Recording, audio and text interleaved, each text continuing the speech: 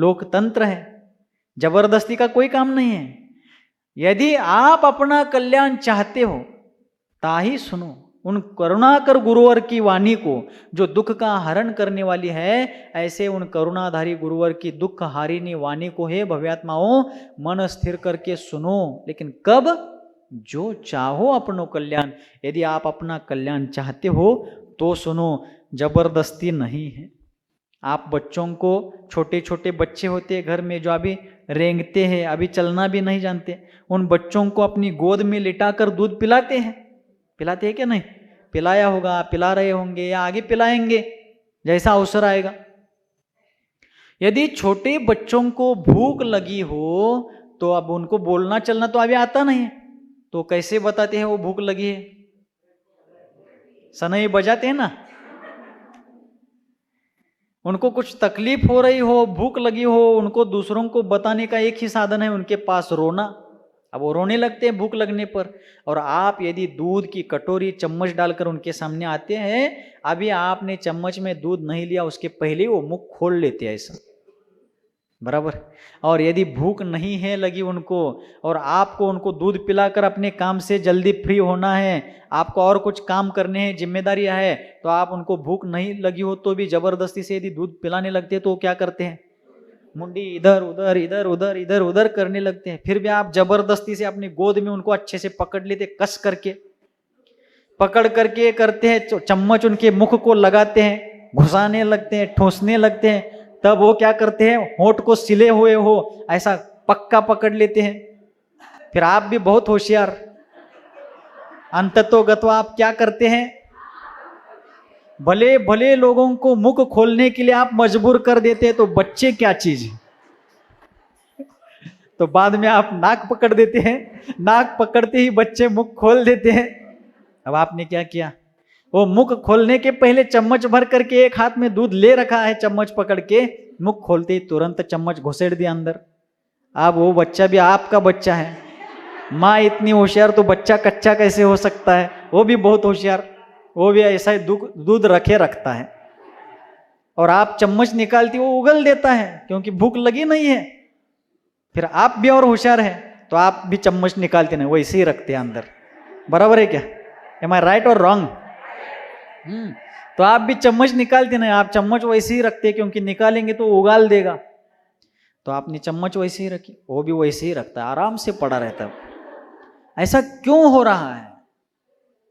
ऐसा इसलिए हो रहा है क्योंकि उसको भूख नहीं लगी है, आप जबरदस्ती से उसको दूध पिला रहे हो। उसी प्रकार दौलत राम जी कहते हैं, जो चाहो अपनो कल्याण। यदि आप अपना कल्याण चाहते हो तो गुरुवर की वाणी सुनो, कोई जबरदस्ती नहीं, कोई जबरदस्ती नहीं है। आप अपना भला चाहते हो तो उन परम गुरु की वाणी को सुनो और अपने हृदय भूमि पर कल्याण के बीज बोकर अपने जीवन को सफल करो। यह प्रेरणा दौलत राम जी ने दी। उसी प्रकार उनके पूर्व सैकड़ों वर्ष पूर्व हो चुके अक्षय नक्षत्र के तुल्य भगवान कुंद कुंद देव, जिनका इस श्रमण संस्कृति के ऊपर बहुत बड़ा उपकार है। वैसे तो सारे पूर्वाचार्यों का महनीय उपकार हम सबके ऊपर है। तो कुंद कुंद स्वामी ने कहा, हे भव्यात्माओं, यदि इच्छति दुख परिमोक्षम, यदि आप दुख से छूटना चाहते हो तो, छूटना चाहते हैं? सच सच बताओ, शेजाऱ्यांची शपथ आहे, खरंच सांगायचं? बर, माझी शपथ आहे, खरं खरं सांगा. आता तुम्हीच म्हटलंय की सच सच अंतरंग से भाव होना चाहिए कि मुझे सुखी होना। तब भगवान कुंद कुंद देव कहते हैं कि यदि आप दुख से छूटना चाहते हो तो पड़ी वज्जदु सामन्नम, श्रामण्य को धारण करो। किसको धारण करो? श्रामण्य को, अर्थात श्रमणपने को धारण करो, श्रमण अवस्था धारण करो।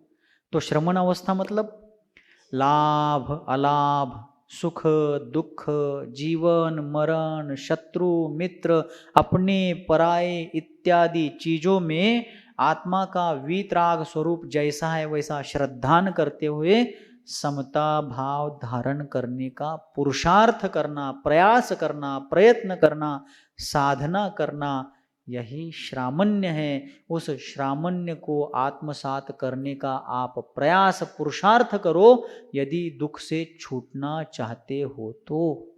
जबरी जबरदस्ती नहीं है। और एक जगह कुंद कुंद स्वामी ने गाथा बताई। वे कहते हैं, नवी सिज्झई वत्थ धरो। क्या कहते हैं? नवी सिज्झई वत्थ धरो, जिन सासने जई विभोई तिथयरो, नग्गो विमोक्ष मग्गो, शेषा उम्मग गया सव्वे। बहुत गंभीर गाथा है। जिन शासन की एक नींव वाली गाथा है, पाया, मराठी में पाया कहते हैं ना अपन। उन्होंने कहा, आचार्य महाराज ने, नवे सिज्झई वत्थ धरो। एक परमाणु मात्र परिग्रह धारण करने वाला जीव भी जब तक उस परिग्रह का त्याग नहीं करता है, तब तक मुक्ति को प्राप्त नहीं हो सकता। वस्त्रादि किसी भी प्रकार के परिग्रह को धारण करने वाला जीव किसी भी प्रकार से जब तक उस परिग्रह का त्याग नहीं करता, तब तक वह मुक्त नहीं हो सकता। जिन शासने जैवी होई तिथयरो, भले ही वह तीर्थंकर होने वाला जीव क्यों ना हो। तीर्थंकर प्रकृति का बंध उनको हो चुका हो, उनका गर्भ कल्याणक हुआ है, उनका जन्म कल्याणक हुआ है, उनका राज्याभिषेक हुआ है, वे महाराजा बनकर के अपने साम्राज्य का शासन कर रहे हैं, सब कुछ है। आगे दीक्षा कल्याणक, ज्ञान कल्याणक, निर्वाण कल्याणक सब होने वाला है। फिर भी जब तक वे गृहस्थ अवस्था में है, परिग्रह सहित अवस्था में है, तब भी 5 में से 2 कल्याणक होने के बाद भी जब तक वे परिग्रहों का त्याग नहीं करते, तब तक तीर्थंकरों को भी निर्वाण की प्राप्ति नहीं होगी। अब बताओ कौन सा पक्षपात है जैन धर्म में? आपको नहीं होगी, उनको नहीं होगी, इनको नहीं होगी, ऐसा किसी के लिए व्यक्तिगत तो कहा ही नहीं। साक्षात जैन धर्म का उपदेश संपूर्ण विश्व को देने वाले तीर्थंकर भी जब तक निर्घ्रंथ दिगंबर मुनि मुद्रा धारण नहीं करते, समस्त परिग्रह के बाह्याभ्यंतर परिग्रह के त्यागी नहीं बनते, तब तक उनको भी निर्वाण की प्राप्ति नहीं होती। इसलिए उन्होंने कहा कि नवी सिज्झई वत्थ धरो, जिन शासने जय विहोई तिथयरो, नग्गो विमोक्ष मग्गो। क्या कहा? नग्गो विमोक्ष मग्गो, निर्घ्रंथता ही एक मेव मोक्ष मार्ग है। कौन? निर्घ्रंथ दिगंबरत्व ही एक मेव मोक्ष मार्ग है। निर्घ्रंथ मतलब निर्ग्रंथ, ग्रंथ यानी ग्रंथ के, ग्रंथ शब्द के अनेक अर्थ हैं।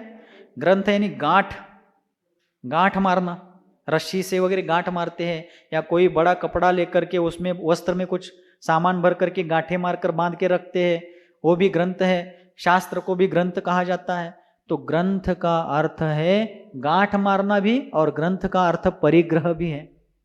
तो निर्ग्रंथ का अर्थ है अंतरंग बहिरंग परिग्रह से रहित। निर्ग्रंथ का अर्थ क्या है? बाह्य अभ्यंतर परिग्रह से रहित होना ही निर्घ्रंथता है। तो उन्होंने कहा नग्गो विमोक्ष मग्गो। नग्गोवी निर्घ्रंथता ही मोक्ष मार्ग है। शेषा उम्मग्गया सव्वे। इस निर्घ्रंथ मुद्रा को छोड़कर दूसरे कोई भी अन्यान्य संप्रदायों में जो साधु संतों के नाम पर वेशभूषाएं धारण की जाती है, वह सब उन्मार्ग है, संसार का ही कारण है, भव भ्रमण का ही निमित्त है। इसलिए एकमेव निर्घ्रंथ दिगंबर मुद्रा ही मोक्ष मार्ग है। मैंने कहा, किसने कहा है? मंगलम कुंद कुंदाद्यो, साक्षात कुंद कुंद आचार्य देव कह रहे। और इसलिए शताब्दियों तक जो मुनि मुद्रा, मुनि मार्ग खंडित हो चुका था, जो कुछ थोड़े बहुत मुनि भारत में, वो भी कर्नाटका में, महाराष्ट्र के दक्षिण महाराष्ट्र में और उत्तर कर्नाटका के विशिष्ट प्रांतों में, जंगलों में रहा करते थे। परिस्थिति के कारण, तत्कालीन देशकाल परिस्थिति के प्रभाव में आकर के उनकी चर्या में बहुत सारी विचित्रताएं, विडंबनाएं, बहुत सारी शैथिल्यताएं आई थी। तो उस सारी चीज़ों को चुनौती देते हुए, उन समस्याओं का निराकरण करने के लिए, मार्ग को फिर से एक बार निर्बाध बनाने के लिए उस श्रमण सूर्य ने यह बीड़ा उठाया था कि मैं किसी भी हालत में उस मुनि मार्ग को, महावीर के महामार्ग को किसी भी प्रकार से बाधित नहीं होने दूंगा। मैं अपने जीवन काल में उठाया हुआ यह श्रमणता का शिव धनुष्य नीचे नहीं रखूंगा और अपने साथ साथ औरों को भी यही मार्ग बता करके जो भव्य जीव आत्महित के इच्छुक है उनके लिए भी मार्ग प्रशस्त करूंगा। इस पवित्र भावना से उस नरसिंह ने ऐसी परिस्थिति में यह मार्ग धारण किया। कब? बुधवार दिनांक 3 मार्च 1920 कर्नाटका में बेलगांव जिले में जो यरनाल नाम का नगर है, धर्म नगरी है, वहां पंच कल्याणक के दीक्षा कल्याणक के अवसर पर अहिलक श्री शांति सागर जी महाराज ने देवेंद्र कीर्ति जी महाराज के कर कमलों से निर्घ्रंथ दिगंबर मुनि मुद्रा मुनि दीक्षा धारण की। उन्होंने तीनों पद धारण किए थे, क्षुल्लक पद, अयलक दीक्षा का पद और मुनि दीक्षा का पद। उसमें अयलक अवस्था, अयलक दीक्षा तो उन्होंने स्वयं गिरनार पर्वत पर ली थी, बराबर, और क्षुल्लक दीक्षा तथा मुनि दीक्षा देवेंद्र कीर्ति जी महाराज के द्वारा ग्रहण की थी। क्षुल्लक दीक्षा उत्तूर नगर में ग्रहण की थी, बराबर, और मुनि दीक्षा यरनाल धर्मनगरी में ग्रहण करी। इस प्रकार उनकी मुनि दीक्षा हुई। और उस मुनि दीक्षा को देखने के लिए, क्योंकि ऐसे सब आम लोगों के सामने, जनता के सामने मुनि दीक्षाएं उस काल में होती नहीं थी। दीक्षाएं तो बहुत विरली संख्या में, बहुत अल्प संख्या में, विरल संख्या में होती थी, और वह भी कभी जंगलों में, गुफाओं में, एकांत स्थलों में दीक्षाएं दी जाती थी, ली जाती थी, और वो भी कभी कभी। लेकिन पंच कल्याणक के प्रसंग में, दीक्षा कल्याणक के अवसर पर सारी जनता की साक्षी से दीक्षा का महोत्सव होने वाला था, तो जनता उमड़ पड़ी थी। हजारों लोग आबाल वृद्ध नर नारी यरनाल नगरी में आए हुए थे। पंच कल्याणक के साथ साथ अपने भीतर से आए हुए एक महामानव के उस आत्म उत्क्रांति के पुरुषार्थ के साक्षी बनने के लिए सारे लोग अपने आंखों में प्राण इकट्ठा कर करके, अपने प्राणों को संपूर्ण समा में बांध करके वहां उपस्थित हुए थे। सभी लोग गदगद हो गए। उस मुनि मुद्रा को धारण करते हुए उस महात्मा के उस पुरुषार्थ का सभी ने मनोभाव से अनुमोदन किया। कल्याणक, पंच कल्याणक संपन्न हुआ। लेकिन इतनी भीड़ भाड़ होने के कारण, बहुत संख्या में लोगों के आने के कारण यरनाल नगर में जो पानी के स्रोत थे, क्या थे, जो जलाशय, पानी आदि के स्रोत थे, वो दूषित हो गए। किस कारण से हुए क्या पता। सबके सामूहिक पाप कर्म का, पूर्वोपार्जित दुरित का उदय हुआ, और पानी दूषित होने के कारण वहां पर जो ज्वर आता है ना, ज्वर, फ्लू, ज्वर की समस्या, ज्वर रोग सभी को सामूहिक रूप से वहां संक्रमित होने लगा, वृद्धिंगत होने लगा, लोग बीमार पड़ने लगे। और पूर्वोपार्जित कर्मों के उदय से मुनि दीक्षा लेते ही परीक्षा प्रारंभ हो गई, और श्रमण सूर्य शांति सागर जी को भी ज्वर ने घेर लिया। और उस दरमियान नस्लापुर के लोग आए। नस्लापुर के कर्तव्य दक्ष, कर्तव्य तत्पर श्रावकों ने उनको गुरु से आज्ञा लेकर के उनको विहार कराया, और विहार करा करके नस्लापुर ले गए। और उस समय इस समडोली नगरी के भी एक महाराज बने थे, क्षुल्लक, जो भाऊ बेले नाम के कोई समडोली के श्रावक थे, पुण्यवान जीव था। उन्होंने क्षुल्लक दीक्षा धारण करी थी। तो मुनिवर शांति सागर जी महाराज के साथ वे क्षुल्लक, उनका नाम नेमी सागर जी था, तो वे विहार करते करते शांति सागर जी के साथ नस्लापुर गए। लेकिन ज्वर दिनों दिन बढ़ता गया। जिस प्रकार गर्मी में, ग्रीष्म ऋतु में सूर्य का आताप दिनों दिन बढ़ता जाता है, उसी प्रकार दोनों महाराजों का ज्वर बढ़ता गया। श्रावक प्राणपन से उनकी सेवा कर रहे थे, सब कर रहे थे, लेकिन ऐसी परिस्थिति में भी वो नेमी सागर जी जो क्षुल्लक थे, उनका स्वास्थ्य ठीक नहीं हो पाया, और वो अपने भावों को रत्नत्रय की आराधना में लगाते लगाते, परमेष्टियों का स्मरण करते करते समाधिस्थ हो गए। इधर मुनिवर श्री शांति सागर जी महाराज, जो तत्काल अभी कुछ दिन पहले ही मुनि दीक्षा ले चुके थे, और उनको भी ज्वर ने इतना घेर लिया था कि शरीर अशक्त हो गया। आहार के लिए नगर में जाने के लिए भी वो दुर्बल हो गए, चलना उनके लिए बहुत दुरापास्त हो गया, बहुत कठिन होने लगा चलने के लिए, इतनी दुर्बलता उनके शरीर में आई थी। लेकिन ऐसी परिस्थिति में भी अपनी रत्नत्रय आराधना में उन्होंने कोई कमी नहीं आने दी, और साथ साथ इतनी परिस्थिति उनके सामने कठिन थी, ज्वर निरंतर बढ़ रहा था, लेकिन उन्होंने धर्मोपदेश देना, श्रावकों को शास्त्र स्वाध्याय कराने का कार्य कभी बंद नहीं किया।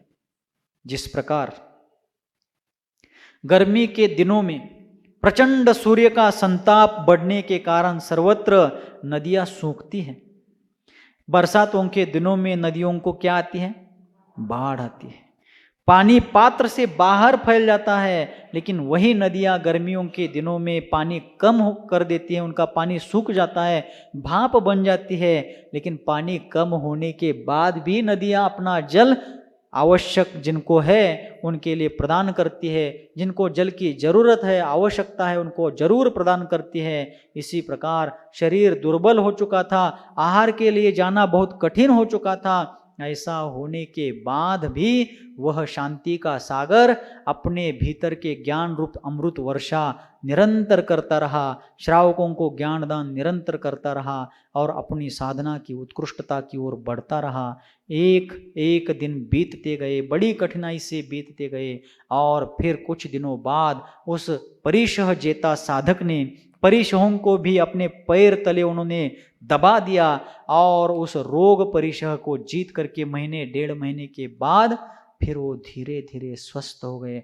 अर्थात निर्घ्रंथ दिगंबर मुनि दीक्षा लेते ही तुरंत उनके ऊपर रोग परिशह ने अत्यंत गंभीर रूप से आक्रमण किया। लेकिन उस रोग परिशह के काल में भी उन्होंने अपने आवश्यक क्रियाओं को, अपने मूल उत्तर गुणों को, रत्नत्रय की आराधना को किसी प्रकार से कम नहीं किया, बल्कि अपनी साधना में वृद्धि करते रहे और श्रावकों के बीच में धर्म के बीज बोते रहे। इस तरह ऐलक श्री शांति सागर जी से श्रमण सूर्य शांति सागर मुनिराज बनने तक, अर्थात उनकी मुनि दीक्षा तक की, और दीक्षा के बाद उनके ऊपर आए हुए रोग परिशह की चर्चा आज के सत्र में अपन ने करी जरूर, लेकिन इसमें से प्रेरणा लेकर के मैं, आप, हम सभी लोग और अपने जीवन को व्युत्पन्न बनाने का, उत्क्रांत करने का प्रयास करें, और ऐसे इस महामहिम व्यक्तित्व के द्वारा, उस श्रमण सूर्य के द्वारा अपने जीवन में प्रकाश प्राप्त करते हुए अज्ञान और मोह अंधकार को अपन सभी लोग नष्ट करके अपने जीवन को सार्थक बनाने का प्रयास करेंगे। इसी मंगल भावना के साथ अहिंसा परमो धर्म की गुरुवर आचार्य भगवान श्री सन्मति सागर जी मुनि महाराज की।